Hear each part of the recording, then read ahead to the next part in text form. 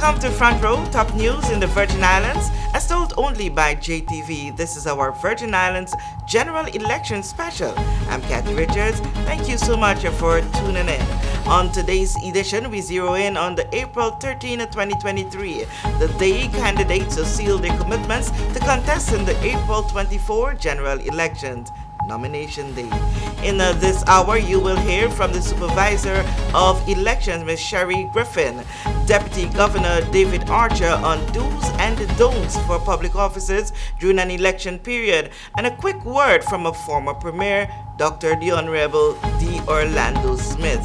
Was it a woman or a man who started mudslinging during political campaigns?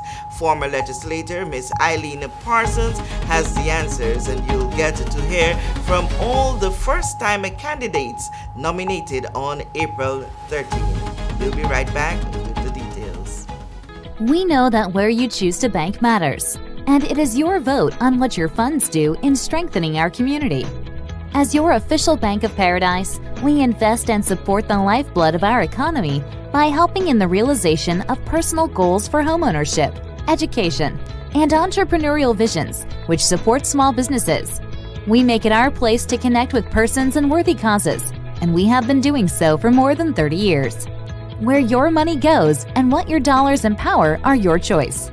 And we thank you for choosing us, a bank that gives where it matters the most, for you, for our community, and a happier tomorrow. The National Bank of the Virgin Islands. Everyone looks to the future, but no one truly knows what the future holds. The number of people under the age of 20 with type 2 diabetes could increase by 49% by 2050. Let it be known that we all have a 30% chance of developing hypertension. Globally, more than 300 million people of all ages suffer from depression. More than 60,000 young adults aged 20 to 39 are diagnosed with cancer each year. Obesity leads to problems such as stroke, heart disease, and kidney failure. No matter your race, age, or color, we are all at risk. These diseases can be managed or prevented if caught early. But with the right medicine and the right doctors to keep us on a path to live a robust and healthy life, we will live well.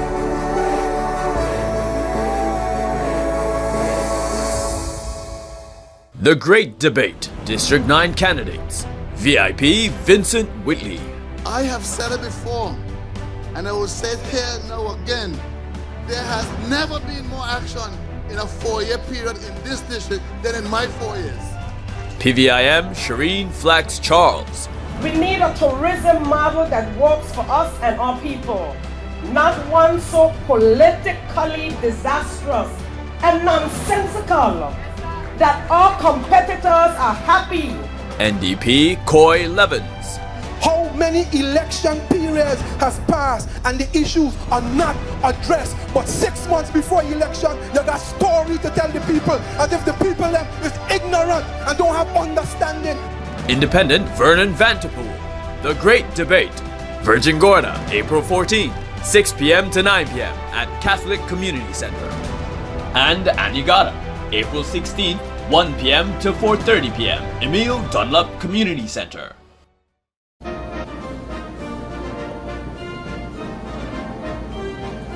Oakville.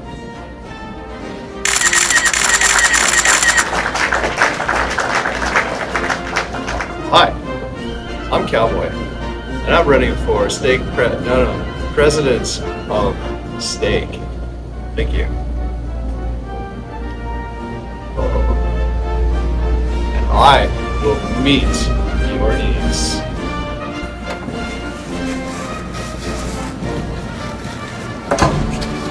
Some bathrooms are so expensive to build, they come with security. But at Staycation Butchers, our meats are affordable.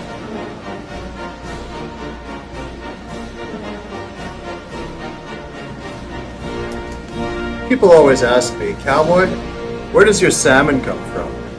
Well, our salmon comes from the water. I vote for Cowboy. As a vote for quality, integrity, and consistency.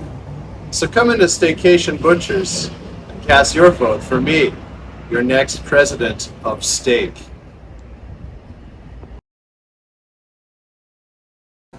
Alexandra Durant approves this message. No, I don't. Welcome back for the news in details. 42 persons have entered to contest the general elections of 2024. We were on site and spoke with Supervisor of Elections, Mr. Cherie Griffin. That conversation now. I know this period for you is not just a simple one. Could you give us the process that would have led us here today? Preparation, ongoing preparation, even to this present moment. Okay, so what were some of those things that would have made it a little different this year than in previous elections? We know that you would not have been the supervisors in previous, but as a first-timer. Well, one of the main changes would be, as of today, nomination being at this centralized location. Usually nomination of candidates would have occurred in the respective local electoral districts, but this year, this election will be the first that it has been centralized into one location here at the multipurpose complex. How the process is going? Everything smooth so far? From what I understand from the returning officers, everything has been going smooth thus far. The process started at 10, we will continue until 1, break, and then resume at 2, and conclude at 4. Nomination day is a day when it's official who are candidates, but was there any part of the process that gives you an indication other than hearing persons on a platform campaigning? Well, the office had requested of individuals to pre-register or give indication, and we did that to assist us in preparation of the ballots. As of today, being the end of nomination, we would earnestly start to prepare and have the ballots printed so that it will arrive back on island ahead of advanced polling, which is scheduled for the 20th of April. Okay, and how good are we or close are we with getting to April 20 and 24? And also, critically, could you remind the electorates what's necessary for them to be able to vote on advanced polling day? Well, they would first have to qualify to vote for advanced polling day if they are elderly, if they are differentially abled. If there are those in those two categories, they will not need to apply in advance. However, if you are falling in any of the following categories, you will need to apply by using Form 30 and supply a supporting documentation. That would be the nominated candidates today, prison officers, police officers, election officers, persons who are traveling abroad and will not be here on polling day. They will supply a confirmed ticketed itinerary along with the application form, or persons whose work schedule would prohibit them from attending polling day. They will also be required to submit the application form and also remand prisoners. Okay. And our readiness for 24? Well, preparations are ongoing, and come the 24th of April, we will be ready. Machines all set and in working order? Yes, and I invite the media and the public and candidates out to the testing day, which is scheduled for the 18th of April at the Anegada Conference Room at Maria's by the Sea. Ms. Griffin was appointed to the position on February 18, 2021 after Ms. Juliet Penn retired after serving in that position for some 18 years. Ballots sheet this year will bear the names of some 14 first-time candidates. On spot on April 13, Nomination Day, we spoke with 13 of them. This is your first experience. You would have witnessed your husband gone through this for so many times, and in one instance your one and only son would have gone through this, and you would have seen that. But in this moment you are feeling it because you are the candidate. Tell me how it is for you in this moment. I am pretty excited. I was nominated by one person from Virgin Gorda. That excites me. Of course, to the extent that it's really a countrywide representation. So I'm excited at that prospect. I have been throughout the territory talking to persons and not just handing out brochures, leaflets, whatever, talking to people about the issues. And they have told me what their issues are. Their issues relate to cost of living. Their issues relate to change in infrastructure. People want water. People want the agriculture improved. People want more fishing. People want all those things, and they have really spoken to me, and they embrace that change that I also embrace. So it's pretty exciting for me to be a candidate at this time, and I am really hoping that the people of the BVI will vote for me. I'm asking them to vote for me, to vote for change on the 20th and 24th of April. Lerna, going back years behind, did you ever in your wildest imagination thought that at this time you, or at some time you would have been in this position vying to become a legislator here in the Virgin Islands? Kathy, no. I've always been behind the scenes or at the side of various premiers, chief ministers, and so on. And I was quite content to be a permanent secretary, advisor, what have you, to these persons.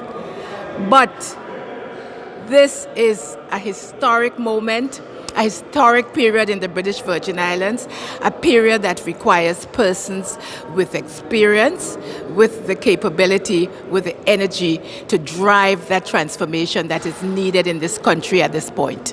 Thank you so much, Lerna, and all the best from us here at the JTV. And I know many others in this territory are wishing you the same. Thank you very much. MB, you are a first-time candidate here in the Virgin Islands, and today would have sealed that decision of yours. You are now nominated to run as a candidate in these elections. How does it feel in this moment, and what does this experience has been so far for you? It feels real good, Kat, and I'm really excited to work for the people of the 5th District. Okay. Did you get any bit nervous for that moment you had to put your hands on the Bible and go and sign on there? Oh, no, that wasn't necessary because I'm a man of God already, and I visited my church, so that wasn't nervousness. Joy Christopher, I just heard that statement. You actually did it. So you have actually done it. We did it. We're doing it. We're doing it together. How are you doing, my brother? You good? Good. Yes, you are one of the new candidates this year. You are running independent. First of all, give us a quick rundown as to why you decided that you should do this. Well, it's a very critical time in the Virgin Islands history. We have a number of different issues that we're dealing with. I've chosen to run independent because at this time in our history, it's very important for all parties, individuals to work together. Election is just one part of it. We are in the middle of a constitutional review. There is an order in council. We have to be united. There are significant improvements that we have to make in our governance system. Those things has to be done. We're going to need everybody's support to make that happen. And so for this season, for me, it's country first and more being united as one Virgin Islands. As opposed to being a resident yourself and being a man around and would have been able to see and assess what governments have been doing and how elections have been going over the many years, you have the footstep of your mom to follow in. Well, most definitely. She was someone who has been encouraging me to run for a long time. And she was even trying to get me to run while she was there. And I said to her, Mommy, I don't think that both of us can run together. But I know she probably, looking down and watching this moment right now, and she's probably smiling. But I do have a lot to offer. I have quite a bit of experience in a wide range of areas. I think those are the things that probably separate me from the other candidates. And I think that in this time, when it's such a critical time, I had to come forward and be able to help to restore the vitality and the things that are missing within the district itself. Pauline, you remain an independent, and we know from the time you would have launched as an independent, there are several parties that have been on the after you. We would have heard that from our former legislator, Dr. Kedgwick Pickering, going after you. What is that reason that you have determined to remain an independent candidate? Well, the truth of the matter is, Kathy, is that independents do have lots to offer. And I'm saying that because I have lots to offer.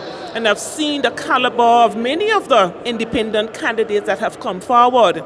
And we need to take our election, take this process up to another level and look for individuals who can add to the process. And I want our electorate to know that we can do this, we can change the script so that anyone aspiring to be a politician, a leader, because I call myself a servant leader, anyone aspiring to be such must come with the intention of representing people, of representing our territory. It's more and it's bigger than parties. Not to say that the parties are bad either, because you have wonderful persons in those parties, but we must learn at the end of the day, when election is done, all 13 members are fighting for the people of this territory. That's lacking, and that's my problem with the whole situation. Okay, what did it feel like for the first time walking up there and being nominated to be a candidate officially? Well, it's a new process. It's new to me, as we all know. But I'm not new to politics. I've been in politics since 1990. You know, in the youth arm of various bodies. And so it's not really new, just that I'm signing now. I'm putting my signature to the paperwork and making it official as a candidate. So that is new, and it's experience, you know, and I welcome it and I appreciate it. So I'm good. Awesome, thank you. We now have another first-timer in this process, Mr. Coy Levens. Mr. Levens, how is this going for you so far? It's going pretty well. The nomination process was quite straightforward. The individual that did the application process was very knowledgeable, and she assisted us, and we got it done in minutes. So yes, I'm excited about now being on the ballot for the 9th district. What were your dreams like last night when you were in bed trying to think about when that clock strikes 9 o'clock and polling station, the nomination station opens? What was going through your mind in that moment? Well, what was going through my mind is, boy, I need to get here early to be able to register, for this is an opportunity that I would never want to miss, because I know the people of the 9th, they need me and I need them. So in our mutual effort together, we'll accomplish our objective. Okay, as a first-timer on a campaign trail, what is the biggest thing or the greatest thing that you would have learned in this process so far?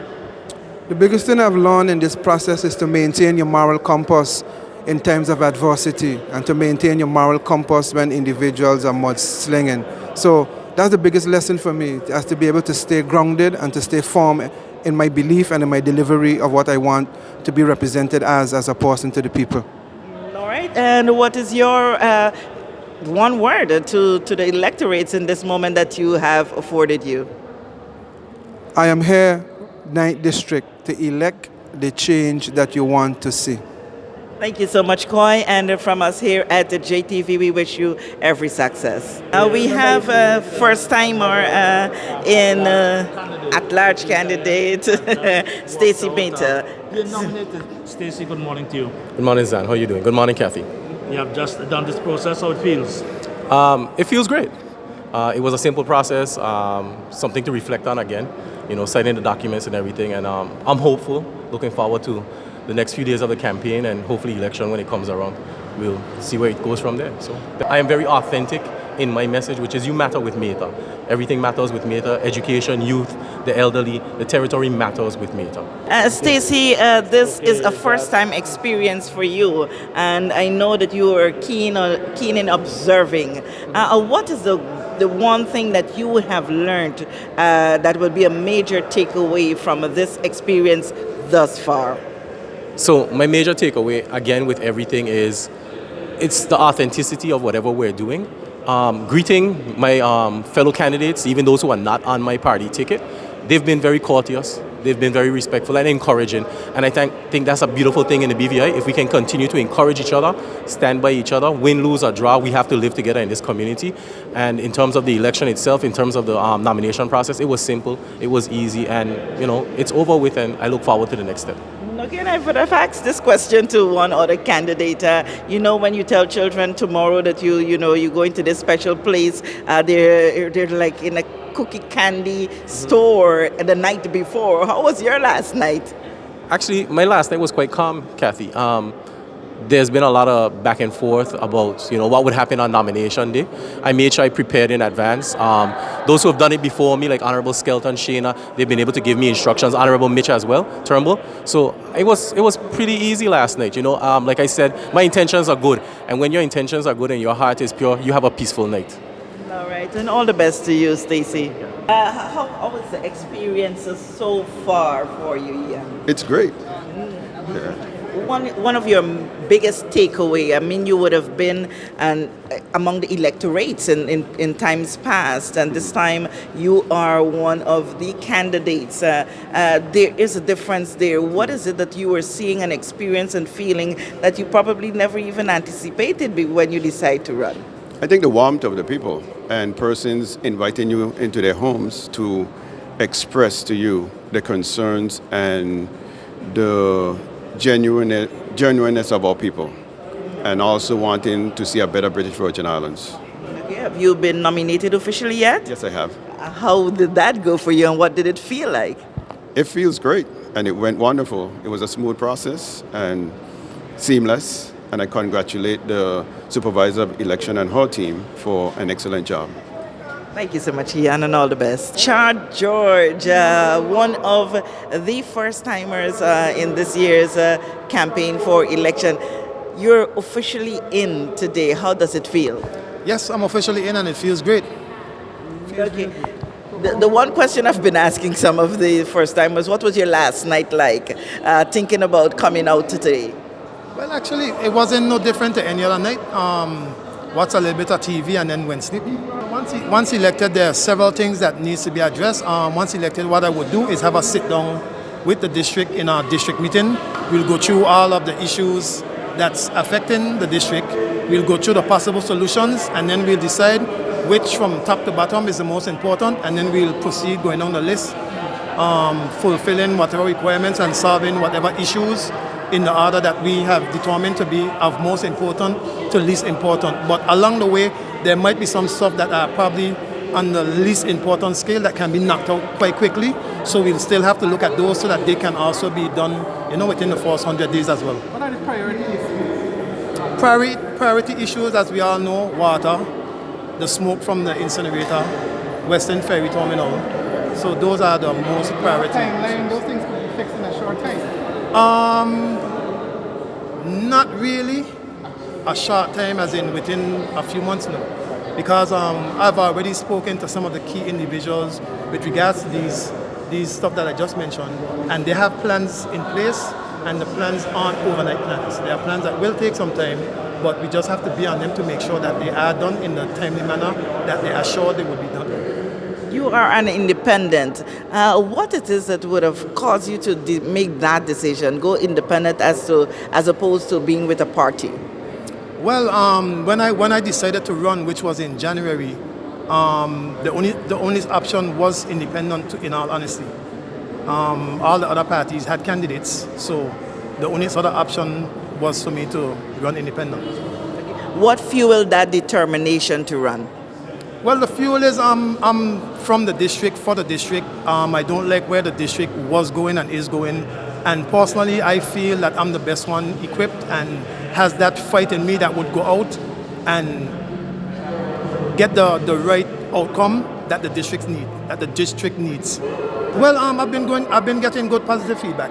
I must say, I've been getting good positive feedback. Awesome. Chad, all the best to you, and thanks for making such a bold step. You're an example to others. All right, thank you very much. A quick word with you, Mr. Davies. This is your first time experience being nominated as a candidate to contest these elections. How was it? Well, I'm very honored that the voters, I was able to be nominated. I'm very humbled by the fact that 2 persons volunteered out of nowhere to be my my nominators, and I am. It's a surreal moment, really. I mean, also surreal handing over $1,000, and I pray I get it back. Under what conditions you pray that you get it back? Well, firstly, I pray that I get into the House of Assembly as a territorial at-large candidate, and that I get back my deposit of $1,000 at the same time. Naturally, it's going to be a very tough race, but may the best person win. What was the process? The process was fairly easy. I don't really have anything to say about it one way or the other. How confident are you going into the elections? Well, I'm always confident that that the people will see the light and they will see that I am the right person for the job, because I am going to be the one to be able to hold the other representatives to the fire, as it were, the proverbial fire, to ensure that the people's work gets done, and to ensure that people are back involved in the governance of this country, and to ensure that there are opportunities for the youth, the seniors in a society, as well as the differently abled persons. And that's just a small base of my platform, but more than anything else, ensure that we bring back the rule of law and justice and fairness to our territory. And that unique theme, say it for us. Come, we gonna chant down Babylon one more time. Thank you so much, and all the best to you, Danielle. What I would say also is that one of the things is that we have risen far beyond the bird sanctuary that we were left to be, and we must continue to rise. And by electing me, we are guaranteed to rise even further. Another first-time candidate on the campaign trail this year, Reynard Estridge. It's official now. Yes, no turning back now, Kathy, no turning back. So, forging ahead. How has this experience been going to be nominated for the first time? It was pretty straightforward, so I really enjoyed it. Getting the witnesses and your nominees together, it was a good process and pretty straightforward. So the election office did a really good job. Were there any night before anxieties? Not really. It was pretty straightforward. I know I had to come here and get things done. Packed day. So right now I'm going to be running off to do another interview, and we have rallies this afternoon. So it's just going to be a pack. So this is just one of the many things I have to do today. Okay. What is the one experience that you would have gained throughout this process? Something that you would have learned that you would have never imagined that this is what happens, or what you would have been experiencing? I realized that everyone is very invested with what goes on within the territory. So everyone really has an opinion about how to fix this and how to get things done. So which is a good thing. People are really invested in knowing what's going on with the territory. So just knowing that people are interested in what's happening, and and they're going to be watching this election closely. All the best to you. Thank you so much. Thank you so much, Kathy. Karen, it's your first time experience. It is official now. Yes, it is. And I am feeling so ecstatic about the whole thing. Okay, how was the process? The process was quite easy. When I looked on and I saw so many persons sitting down for so long, I was wondering, what is going on? But my process was a breeze. I guess I was ready. Okay. And how do you feel in this moment? I am feeling really fine. I'm really feeling really fine. I'm ready to go. I'm looking forward to the 24th of April. What are some of the key issues that you would want to address if once elected to serve? One of the key issues is better standard of living. Right now, we have regressed as a country. We need to get back where we were. There are millions and millions of dollars just going out the door, going out of the treasury, and it's not reaching to the persons that need that money. And that's one of the things I would love to change. I would love to change that. It's a priority issue. That is a priority issue. What are some of the background issues that you think need to be addressed in time? In time, we need to look at the taxes. I think the time is ripe for us to change the tax system.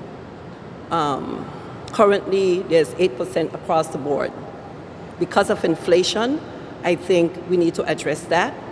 Have those who are lesser income paying less taxes, and those who making mint of dollars rise their taxes. I know persons are not going to like that, but I think in order to cause the lower income level persons to feel better, we need to be looking at them, because they are the ones who are feeling the brunt of the inflation. They are the ones who are feeling so helpless and hopeless. So we need to fix that. Okay. Karen, all the best in this journey that you have taken. Thank you very much. It's my first time. I'm excited. I'm really excited. Marita, it's your first time. How was it? It was exciting, to say the least. Different. Different. Tell us about that excitement and that difference. Well, as everyone knows, I've been serving for so long, and I'm now getting back in the ring to asking the people of the 2nd District to have me serve them again in another capacity. So I'm excited, waiting to see the outcome, to see if the people would give me that opportunity. So all in all, just an exciting time for me, and just a lot of great expectations coming forward for me. How was the feel? What the process that you went through there today in nomination? It was good. It was relaxed. I didn't change my occupation. So they have me as a teacher still, so I had to register as a teacher. Whatever they have me as, that's what I was. When I actually registered to vote, I was a teacher a long time ago. So they still have me as a teacher, so I'm going back now. I'm a teacher still for this one. So it was it was an easy process. It just made me say, this is it. This made it all so real. So. All the best to you going forward. Thank you so I much, wish you get the results that you go into this looking for. Thank you so much. I appreciate that. Alrighty. It's your first time, and having come here today seals your decision. Yes, it has. It definitely has. Okay, how did it feel? Was it what you were expecting, this process of being nominated? Was it something that you were expecting, or it was like totally strange? Well, I actually had no expectation, as it was my first, so I was just basically embracing the whole process. And it was actually nice to go through the process, because now I can share what that process felt like. Going into the election, for me, it's entirely about my constituents.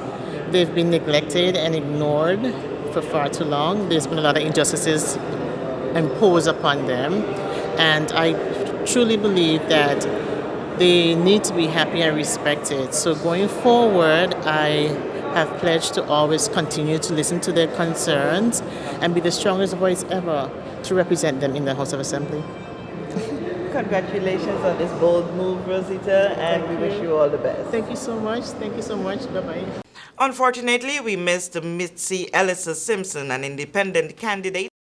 Are there do's and don'ts that govern public officers during an election campaign season? We caught up with the Deputy Governor, David Archer Jr. Deputy Governor, in this season, the political season, there is always the concern about what public servants can and cannot do, can be involved in or not. In a quick nutshell, tell us what your eyes are on as it relates to public servants' involvement in this elections campaign. Thank you very much, Kathy. Naturally, persons' right to be a part of an open process, persons' right to vote is something that we take pride in and a privilege. Public officers are free to demonstrate their rights to select their candidates, to support candidates.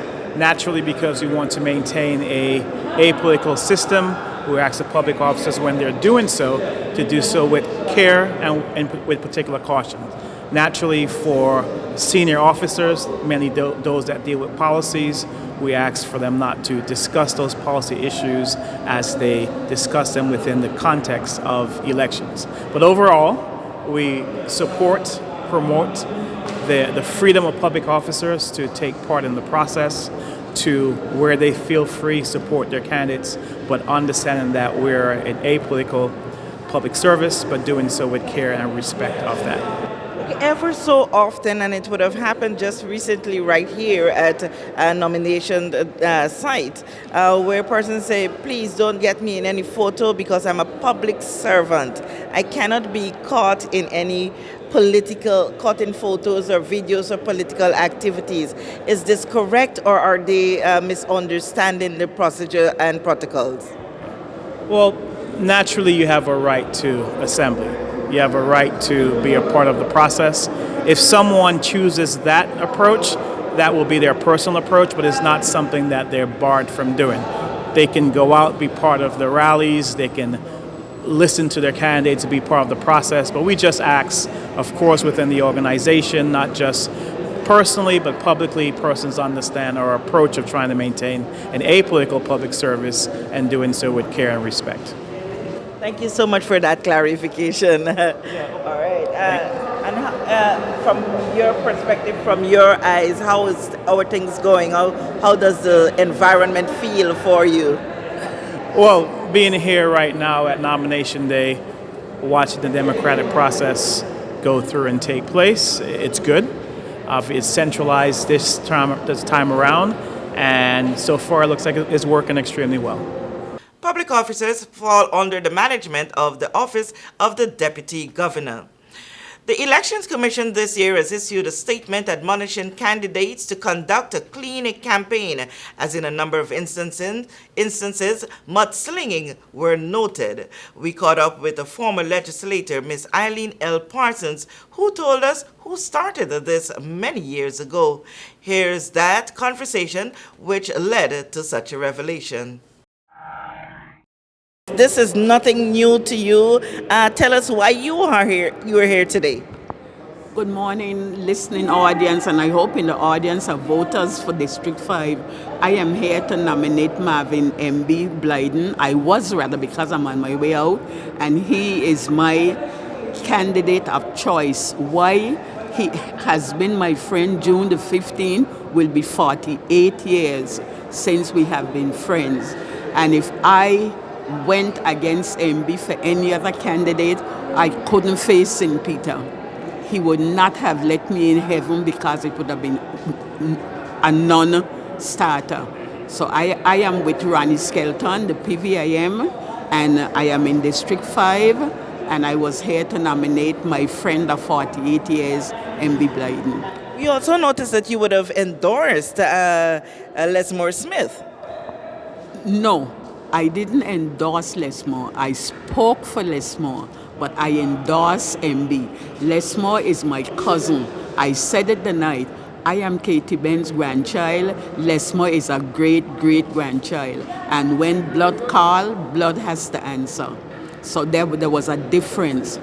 Yes, if Lesmore wins and one of my at-large candidates loses, I hope Lesmore will come to us. But Lesmore asked me, and there was no way. Lesmore is family. I went, and while I spoke for Lesmore, I endorsed. The night that I spoke for MB, I endorsed MB. Okay, you are one of the respected and most experienced, among the most experienced when it comes to politics and the happenings of this territory. And you would have observed so many elections in your lifetime here in the Virgin Islands. What stands out most to you in this one? In this one, what stands out to me are the amount of women who have decided to step forward. And I am proud to say that I have been the forerunner in that I decided. I campaigned 83, 86, 90. I lost to Cyril Romney. I was in District 5. But I wasn't running thinking I would win. I wanted women to get accustomed to the voice of a woman in politics. And a lot of women told me, Miss P, why you want to go in a muck for? Leave that thing to the man them. But I didn't listen. And today, and then so many intelligent young women, a lot of them, the Lorna Smiths, Karen Vanterpool, we have, I am bold to say, we have the three strongest at large, well, we have the three strongest women. I think so. Sylvia in the first, Ingrid, a lawyer, and Shana, an engineer. We have, to me, and I know I'm biased, we have a strong team. And then we just made an alliance with Julian Fraser, which put us a little bit over the edge, I think. I just hailed him inside, which was something that nobody expected to see. But you know, they say politics makes strange bedfellows, and it does. But I am so excited to be alive at this time. And I was here in the territory for the very first election in 1950, and women couldn't vote. Women were not allowed to vote. It was either in 54 or 58 that women were allowed to vote. And I voted in the first election. I supported Mr. Howard Penn. I used to make posters on brown paper and put them up on the trees. We didn't know nothing about posters, but I was raised in a political house in St. Thomas, so I was quite politically oriented. I have been from my childhood politically oriented. I was just telling somebody in there, I was a member of All Athletes Youth Movement, and we said we joined Athletes Youth Movement because we wanted to get out of the house the night time. So that was a way of getting out. I was in Charlotte Amalie High. I'm proud to say I'm a graduate of Charlotte Amalie High, and I lived in a political, my foster parents. The man was a politician, head of the Senate, and I remember I tell people, Mr. Gordon told me, Eileen, politics is this, a constant smoothing down of your constituents. And I took that into politics with me. And I said to somebody, I wish I was 20 years younger. I would have been on Ronnie's at large said, I would have gone, honestly. And I believe I would have won. For although I am the way I am, a lot of young men are telling me, Miss P, we don't want your foot, we want your head. That's a beautiful one. And I tell them, my son, Kenny Rogers say you must know when to walk away. You must know when to run, and I can't run. But this is a lovely time to be alive in the Virgin Islands. At least for me, it is for me an exciting time. And I am supporting MB. I was out with him on the loudspeaker some afternoon from 4 o'clock until 9 at night. And without legs, right? Of course. This is what keeps me alive. Oh, I love this time. I really, really love this time. Win, lose, or draw, and I am saying, God help us that we get enough to form the government from the 25th. It's open house, Manchester. Okay. Quickly give me your recollection of the transformation, how campaigning and politicking has transformed over the years from the very first time you would have voted. What I have found, and much to my personal dismay, is that it's getting nastier. It's honestly the decency of, and I must say that the first set of men, they didn't have the paper qualification of today's politicians, but they were more mature. These fellows know what it is to go behind cow, to pick wood for the oven, and they grew up in a BVI that formed you and made you a man. These kids come along, as my grandmother used to say, they have never seen a star pitch. They don't know what it is to be without a meal. So they don't have the maturity of the Lavity Stouts, Ivan Dawson, Howard Penn, Glennie Fonseca, and all those fellows who only had a 7 standard certificate. And I don't like the calling down and the tit for tat response of going along. When I campaigned, we were never in that kind of thing. One woman who campaigned against me, by that time I was divorced, and she made it an issue. Oh, she don't have a husband, she mash up her marriage, and she gonna do this. And the men never did. The men who were campaigning against us were decent. And from then it began to go downhill. And today it is anything goes. And we are too small. We have to live with each other after the 24th. And we don't need to get angry with each other today and tomorrow. You can't tell me howdy, I don't like it, but then I am of a different generation. So what is your one word to electorates this time? Do your best and remember that as long as somebody is of the age to vote and they are registered to vote, they can go and run in any district. No one person owns a district. And I am finding that because I might go against you in a district, you get upset with me. No. Any district belongs to whoever is in it, and they have $1,000, they are free to run. And let us be friends, for tomorrow we all have to live here. Dr. Orlando Smith, I'm not a candidate. I know you're not a candidate, but this is a process that you have been witnessing, you've been going through. What is your feeling in this moment? You did take time out to come out of your home to just see what's going on, or you came to be witness to one of the candidates? Of course, I came to support Lorna Smith. Of course, I'm in her corner, as you would know. And she's been doing well. I think she had quite a very good campaign, and I'm hoping that she will get results that we would like to see, so she become a member of the next government. She has good ideas and she has experience. She can do a good job. Okay, I call you honorable still. Doc, what was your impression looking at this year's campaign as compared to those that we would have witnessed during your time of running and even thereafter? Well, one of the most important things was a very short campaign, and so therefore it had to be more intense. But one of the other things is social media. Everywhere, everybody's social media, on the WhatsApp, on the news, everywhere. And I think that was important because of such a short campaign, be able to get your message out more effectively. In our next edition of Front Row Elections Special, you will hear what other candidates share with us on a nomination day, including what Premier and Minister of Finance, Dr. the Honorable Natalia D. Whitley, had to say. Don't miss it. Bye for now. For the last several years, I have had the distinct pleasure of getting to know Mrs. Lorna Smith OBE on both a personal and professional level.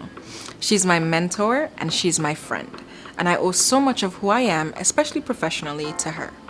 Her work ethic, her determination, and her passion have rubbed off on me, and because of that, I have been able to succeed in many aspects of my life. Being a young professional in the BVI, I do think it's always special to have someone who will put you in the important rooms and allow you to learn and to grow, allow you to be the best version of yourself. She was instrumental in helping me to be confident in my abilities. She has a thing where she says that I inspire her, but I don't think she understands how much she inspires me on a daily basis. She cares, she understands, she's passionate, and she listens. Her care, her passion, and her love of all that she does are just a few of the reasons I think that you should vote for her. We are at a time in the BVI where we need doers and not just talkers. I can vouch for Lorna Smith because she is a doer and she will always fight to ensure that the BVI gets the very best. She's someone we need right now, and I am telling you here today, she can do it. On 24th April 2023, I will be voting for Lorna Smith. And you should too.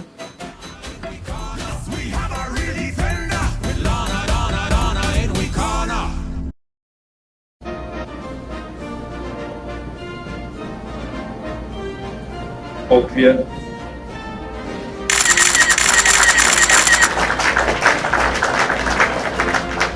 Hi, I'm Cowboy, and I'm running for president of Stake. Thank you. And I will meet your needs.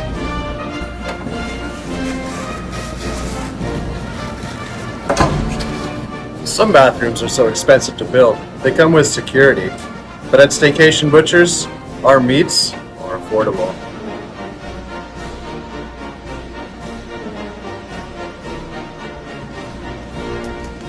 People always ask me, Cowboy, where does your salmon come from? Well, our salmon comes from the water. A vote for Cowboy is a vote for quality, integrity, and consistency. So come into Staycation Butchers and cast your vote for me, your next president of Steak.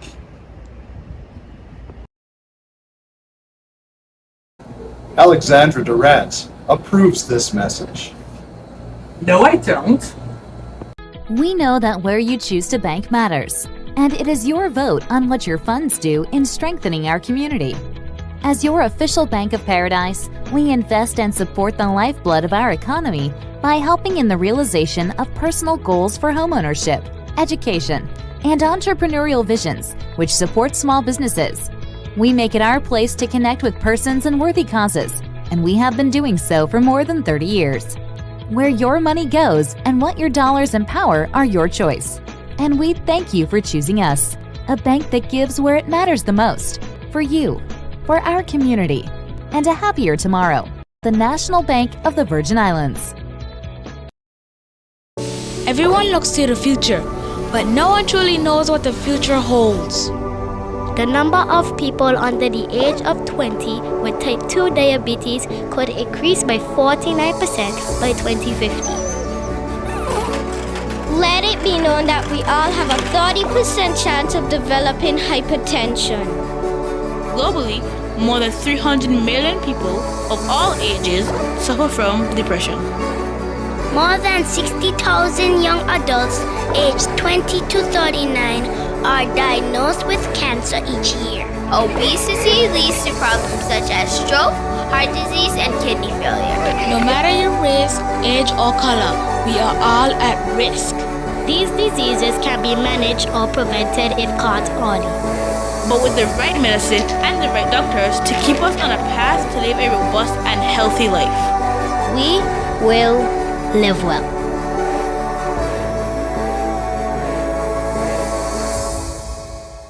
The Great Debate, District 9 candidates. VIP Vincent Whitley. I have said it before, and I will say it here now again. There has never been more action in a 4-year period in this district than in my 4 years. PVIM Shireen Flax Charles. We need a tourism model that works for us and our people, not one so politically disastrous and nonsensical that our competitors are happy. NDP Coy Levins. How many election periods has passed and the issues are not addressed, but 6 months before election you got story to tell the people as if the people is ignorant and don't have understanding. Independent Vernon Vanterpool. The Great Debate, Virgin Gorda, April 14, 6 p.m. to 9 p.m. at Catholic Community Center. And Anegada, April 16th, 1 p.m. to 4:30 p.m. Emile Dunlop Community Center. Plug into Digicel Plus and get even more entertainment with Disney Plus included. The best of Disney, Pixar, Marvel, Star Wars, and National Geographic all in one place.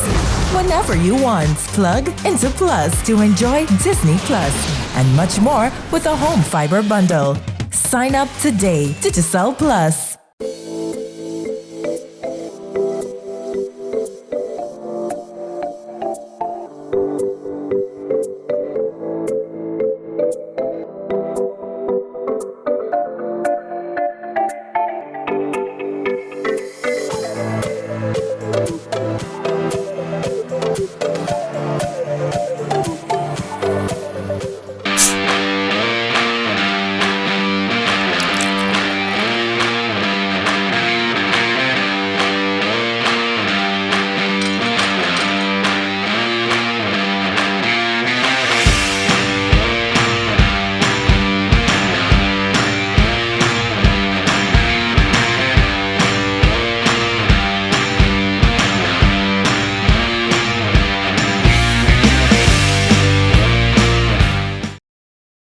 For the last several years, I have had the distinct pleasure of getting to know Mrs. Lorna Smith OBE on both a personal and professional level.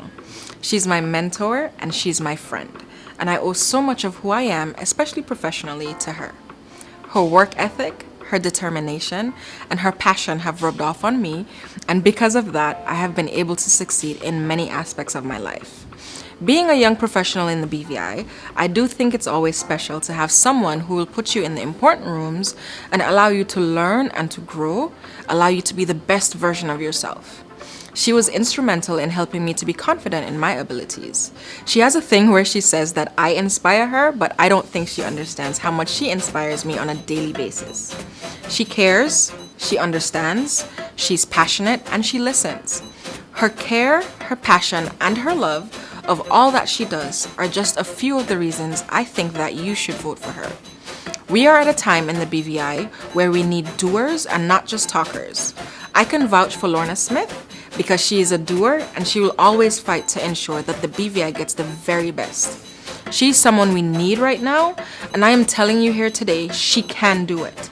On 24th April 2023, I will be voting for Lorna Smith. And you should too.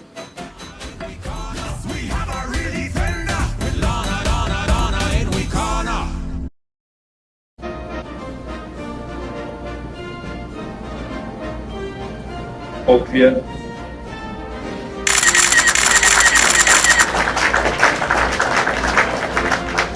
Hi, I'm Cowboy, and I'm running for president of Stake. Thank you. And I will meet your needs.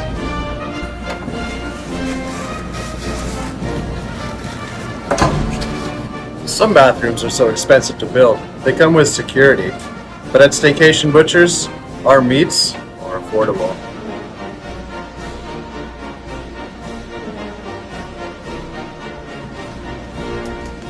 People always ask me, Cowboy, where does your salmon come from? Well, our salmon comes from the water. A vote for Cowboy is a vote for quality, integrity, and consistency. So come into Staycation Butchers and cast your vote for me, your next president of Steak.